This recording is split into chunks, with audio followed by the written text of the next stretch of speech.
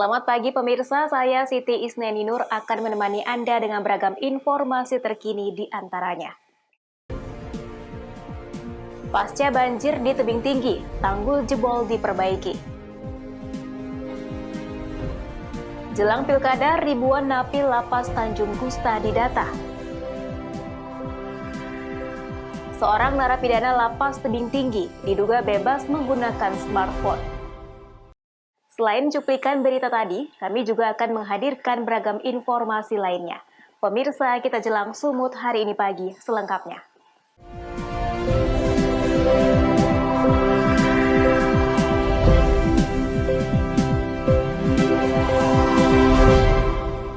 Kita ke informasi pertama. Pemirsa, pasca banjir besar yang melanda sejumlah kawasan di Kota Tebing Tinggi, Sumatera Utara, pemerintah kota setempat mulai melakukan perbaikan tanggul Sungai Padang yang jebol.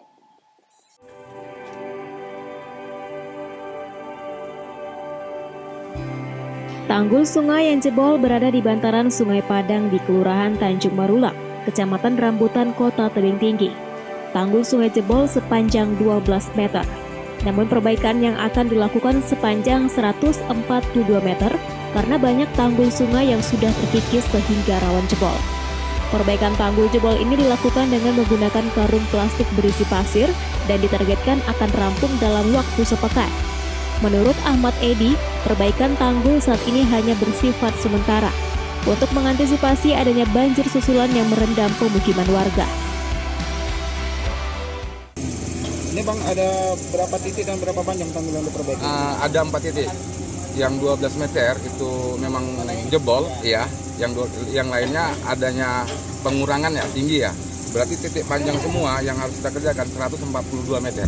Ini pengerjaan dari mana Bang? Dari kita bilang dari dekat dengan PLN. Kan ada pembuatan Cina peti mati itu. Nah, di belakang itu ada masjid apa itu. Di situ itu 70 meter. Sisanya di sini. Jadi total jumlah semuanya itu 142 meter. Yang jebol 12 meter. Dalam pantauan kami yang jebol 12 meter. Targetnya kapan nih Bang? Targetnya kami usahakan dalam minggu-minggu inilah, ini selesai.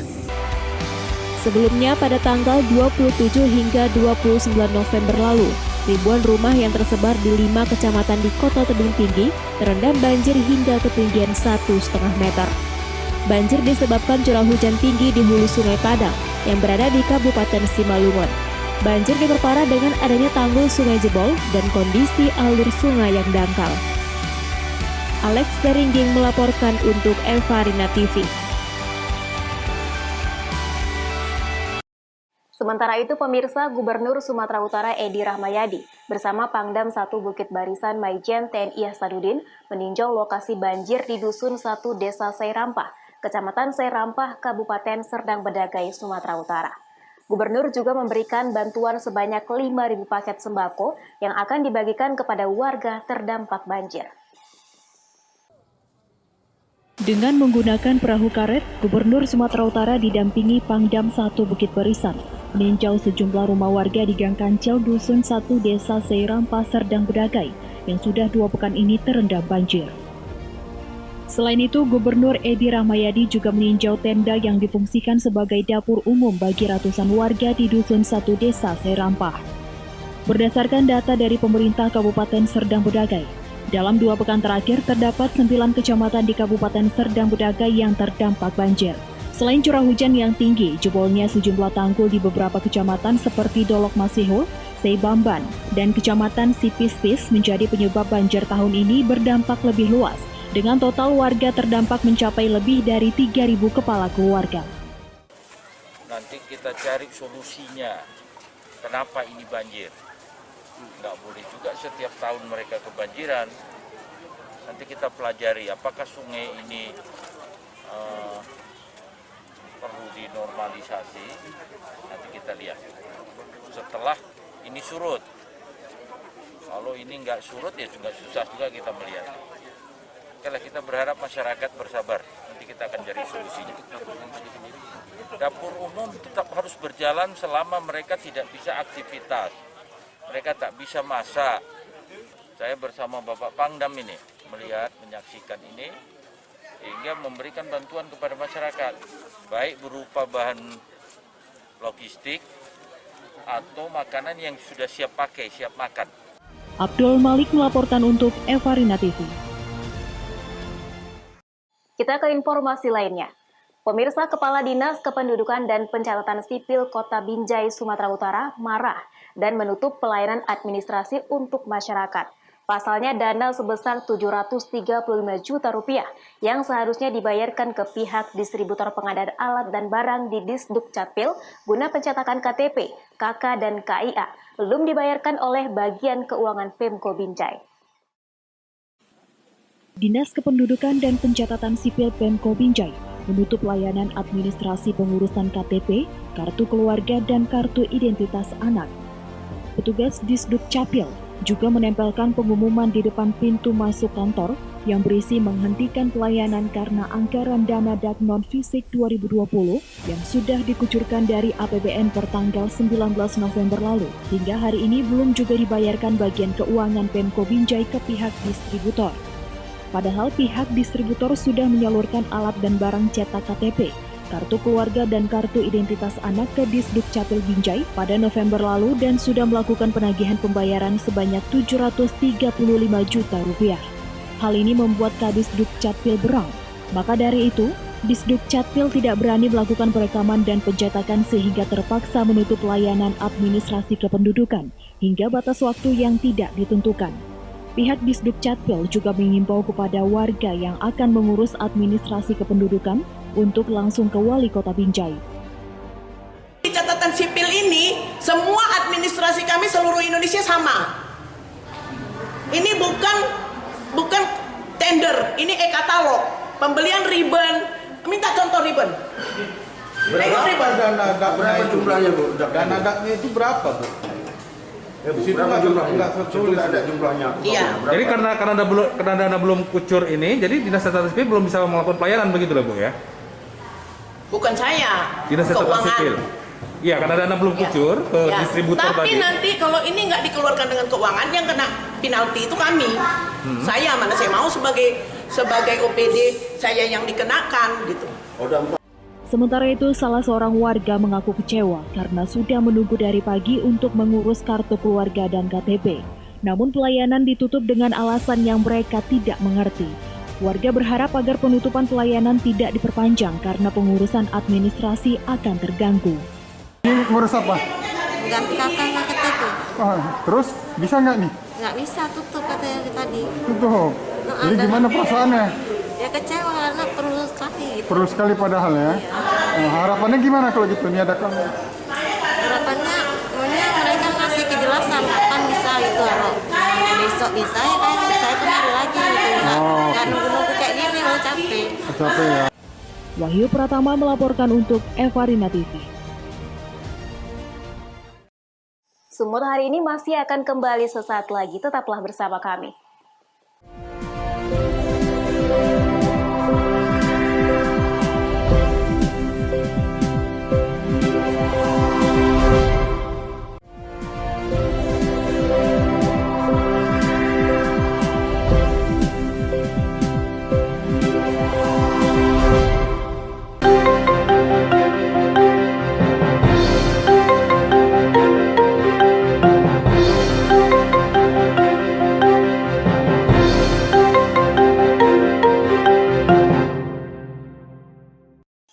Terima kasih Anda masih bersama kami. Pemirsa, Lapas dan Rutan di Kota Medan di bawah naungan Kemenkumham Kanwil Sumatera Utara telah melakukan pendataan kepada warga binaannya agar tidak kehilangan hak pilih pada Pilkada Kota Medan 9 Desember nanti. Sebanyak 1.712 narapidana binaan yang ber-KTP Kota Medan berhasil memenuhi persyaratan KPU Medan.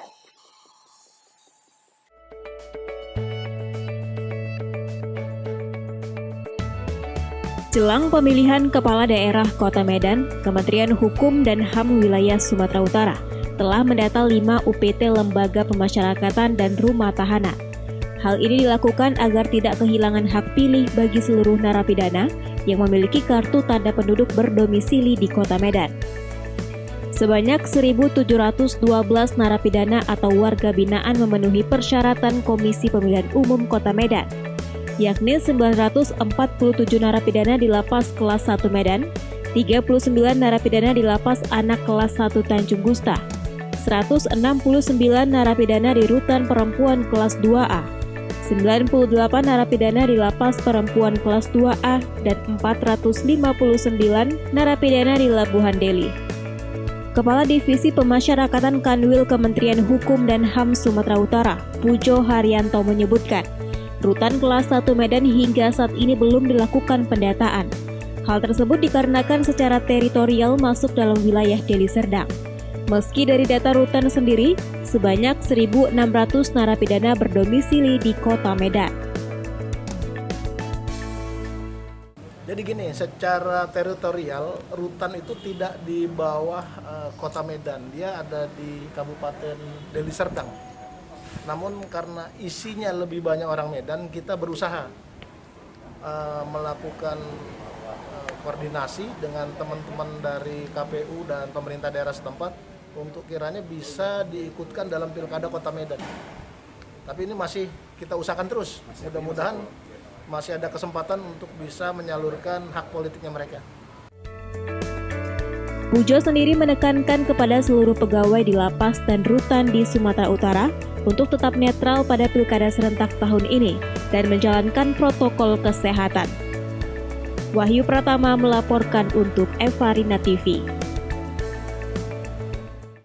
Pemirsa, Kejaksaan Negeri Labuhan Batu kembali mengadakan dialog interaktif dalam program Jaksa Menyapa, yang mana dalam hal ini terkait mewujudkan pilkada yang bermartabat di tengah pandemi dengan mematuhi hukum yang telah ditetapkan. Dengan mengundang KPU, Bawaslu, dan Kasih Intelijen Kejari Labuhan Batu sebagai narasumber, program Jaksa Menyapa ini digelar di Aula Kantor Kejaksaan Negeri Labuhan Batu, Jalan SM Raja Rantau Prapat, Sumatera Utara. Ketua Bawaslu Labuhan Batu, Makmur Munti, menyebutkan dirinya mengapresiasi Kejari Labuhan Batu yang memberi ruang edukasi kepada masyarakat untuk tidak mencederai demokrasi dengan terlibat politik uang pada Pilkada 2020 ini, sehingga menjadikan masyarakat pemilih yang cerdas. Kami tentu sangat berterima kasih apa yang dilakukan oleh Kejaksaan Negeri Rantau Prapat ini, sangat mendukung artinya sosialisasi terhadap masyarakat. Ini penting bagian dari pendidikan kepada masyarakat apa yang dilakukan oleh Kejaksaan Negeri Rantau Prapat ini. Apa tadi dibahas? Ya, artinya banyak hal yang dibahas, terutama terkait regulasi, apalagi kami dari Bawaslu tentu menyampaikan pesan-pesan agar tidak menerima atau terkait dengan money politik, karena saat ini pemberi dan penerima sama-sama kena pidana. Hal senada disampaikan juga oleh Ketua KPU Labuhan Batu Utara, Heriamsah Simanjuntak. Dirinya pun mengimbau masyarakat untuk tetap menjaga kondusivitas di Kabupaten Labuhan Batu Utara pada khususnya dan gunakan hak pilih sesuai dengan keinginan masing-masing.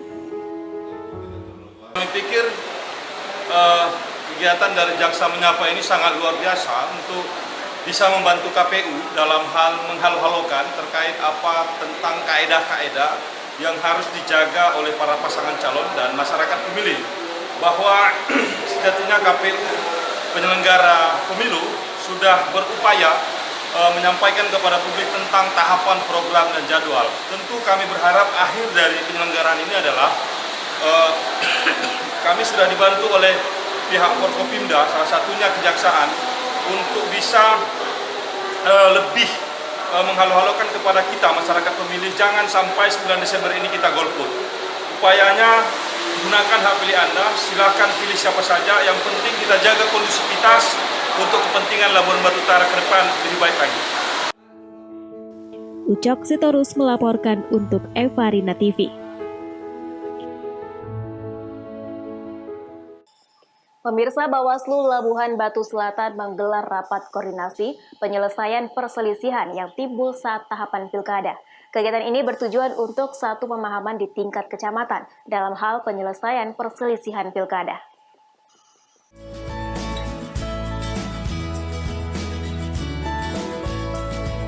Rapat koordinasi perselesaian perselisihan pemilu kada ini melibatkan Panwaslu Kecamatan Sekabupaten Labuhan Batu Selatan dalam rangka pemilihan Bupati dan Wakil Bupati dan digelar di Grand Suma Blok Songgo, Kota Pinang, Labuhan Batu Selatan, Sumatera Utara. Rapat koordinasi ini dihadiri oleh Komisioner Bawaslu Provinsi Sumatera Utara dan narasumber dosen Fakultas Hukum Universitas Medan Area.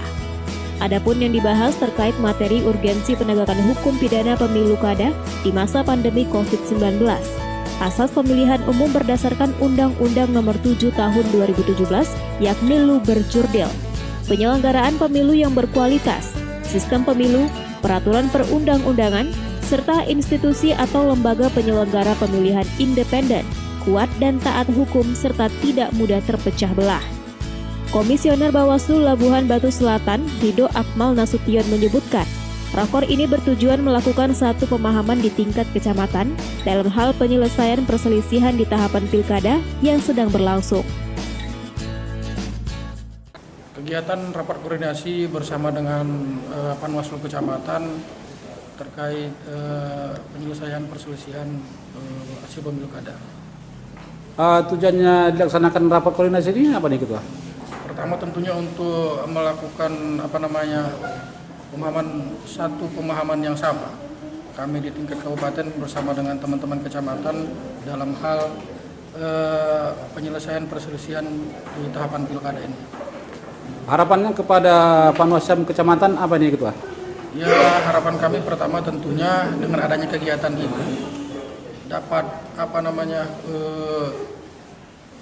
melahirkan pemahaman yang sama, kemudian dalam setiap kegiatan-kegiatan pengawasan bila memang ada hal-hal pelanggaran yang terjadi, tentunya teman-teman kecamatan juga bisa berkoordinasi dengan komisioner kabupaten. Dengan adanya kegiatan ini dapat melahirkan pemahaman yang sama antara petugas. Apabila terdapat hal-hal pelanggaran yang terjadi, Panwascam dapat berkoordinasi dengan komisioner kabupaten. Ucok Sitorus melaporkan untuk Evarina TV.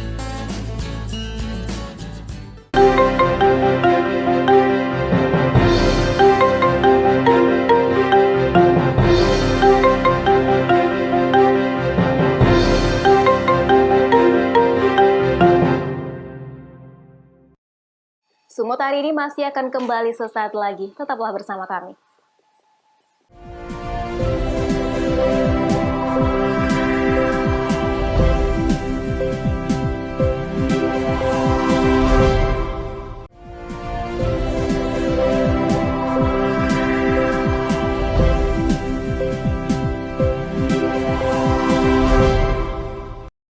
Terima kasih Anda masih bersama kami. Pemirsa, seorang warga binaan di Kota Tebing Tinggi diduga bebas bermedia sosial. Dari akun media sosialnya terlihat beberapa postingan terupdate yang diunggah oleh akun tersebut. Kepala Lembaga Pemasyarakatan Kelas 2B Tebing Tinggi memang sempat mendapat laporan dari warga bahwa ada akun media sosial milik seorang warga binaan kerap mengunggah sejumlah postingan terkait dugaan warga binaan di Lapas Tebing Tinggi kelas 2B yang bebas bersosial media dengan menggunakan smartphone. Kalapas Tebing Tinggi Herliadi mengatakan sudah melakukan cross-check di lapas dan orang yang bersangkutan mengaku bahwa media sosialnya tersebut digunakan oleh orang lain. Setelah dilakukan penggeledahan di ruang tahanan tersangka, tidak ditemukan alat komunikasi apapun. Ini memang sebetulnya terkait dengan informasi ini saya sudah dengar memang, saya sudah dengar dan ada laporan dari warga sekeliling sini. Cuman kita adakan cross check dari laporan itu, ya ternyata pengakuan dari yang bersangkutan itu Facebook akun yang dia gunakan bukan punya yang bersangkutan itu tidak digunakan orang lain, maksudnya digunakan orang lain. Berarti akun dia digunakan orang lain, Pak? Iya, akunnya digunakan orang lain.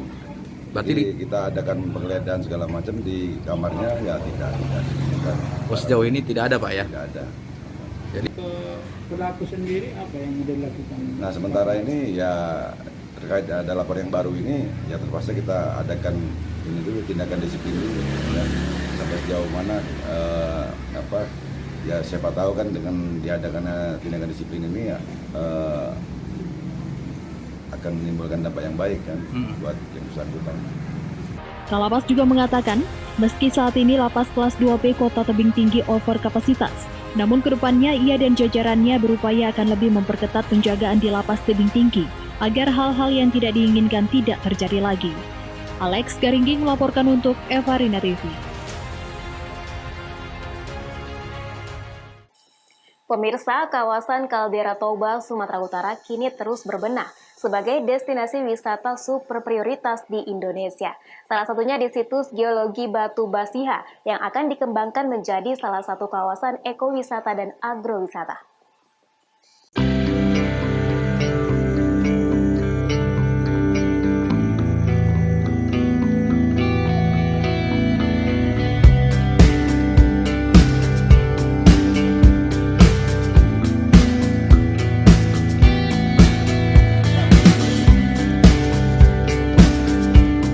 Inilah Batu Basiha, satu di antara 16 situs geologi atau geosite yang telah diakui oleh UNESCO Global Geopark pada 7 Juli lalu. Terletak di kawasan Kaldera Toba, di Desa Aik Bolon, Kecamatan Balige, Kabupaten Toba, Sumatera Utara. Situs yang terbentuk akibat letusan Gunung Toba ratusan tahun yang lalu tersebut memang menampilkan keindahan alam yang menarik, unik sekaligus misterius. Terdiri dari sekumpulan bongkahan batu serupa balok dengan lebar dan panjang bervariasi, layaknya tumpukan kayu. Berasal dari bahasa Batak, batu sian hau yang bermakna batu dari kayu, kepercayaan masyarakat setempat menyebut Batu Basiha terbentuk dari tumpukan kayu yang oleh nenek moyang mereka, Opung Manggak Napi Tupulu, rencananya akan digunakan membangun sebuah rumah adat. Namun seekor harimau mengingatkan agar dia tidak membuat rumah adat di sana. Tiba-tiba turun hujan lebat. Kayu yang akan digunakan membangun rumah adat tersambar petir dan berubah menjadi batu. Hal itu membuat Opung Manggak mengurungkan niatnya. Adat setempat meyakini hal itu sebagai sebuah peringatan untuk menjaga alam dan tidak merusak lingkungan. Kedepan, seperti dijelaskan Kepala Dinas Pariwisata dan Kebudayaan Kabupaten Toba, John Peter Silalahi, geosite Batu Basiha akan dikembangkan menjadi kawasan ekowisata dan agrowisata. Tujuannya agar bisa memberdayakan sosial, budaya, dan ekonomi masyarakat setempat. Kita sudah lakukan pendekatan dengan masyarakat, kira-kira mana yang menjadi kompleks Batu Basiha. Kemudian desa bermaksud mengembangkan bahwa karena di sana banyak ada sawah, ada juga kehidupan sehari-hari masyarakat di sana, mereka akan gabungkan dengan agrowisata maupun ekowisata yang ada di sana. Selain Batu Basiha, sejauh ini sudah ditemukan 44 situs geologi lain yang tersingkap sebagai bukti letusan Gunung Toba, di antaranya Situ Murun, Taman Eden, dan Liang Sipege.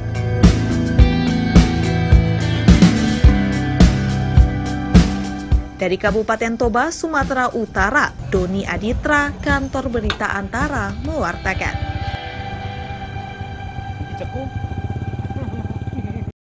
Pemirsa, demikianlah rangkaian informasi dalam Sumut hari ini pagi. Saya Siti Isnaini Nur mewakili kerabat kerja yang bertugas pamit undur diri. Terima kasih dan sampai jumpa.